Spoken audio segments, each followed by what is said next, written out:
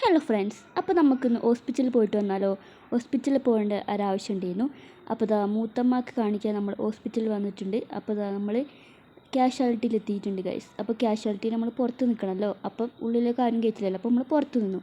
അങ്ങനെ നമ്മൾ മരുന്ന് മേടിക്കാൻ പോയി ഗൈസ്. മരുന്ന് മേടിക്കാൻ നമ്മൾ താഴേക്ക് വന്നു. നമുക്ക് ഇഞ്ചക്ഷനും മരുന്നും അങ്ങനെ കുറേ സാധനങ്ങളുണ്ട്.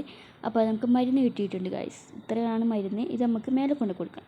അത് കഴിഞ്ഞിട്ട് നമ്മളിതാ ജ്യൂസ് കുടിക്കാൻ പോയി ഗൈസ്. ചിക്കു ജ്യൂസാണ് ഞങ്ങൾ ഓർഡർ ചെയ്തത്. അത് കുടിച്ചു.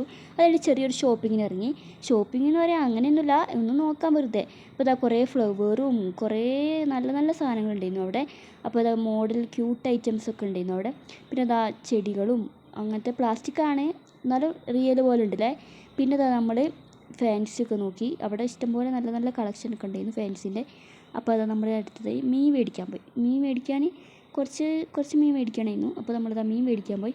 എന്നിട്ട് നമ്മൾ നേരെ പോയത് പുരേക്കാണ് ഗൈസ്. അപ്പോൾ ഇതാ നമ്മൾ എല്ലാ സാധനങ്ങളൊക്കെ കിട്ടി പുരേക്ക് പോയി ഗൈസ്. അപ്പോൾ അത്രേ ഉള്ളൂ.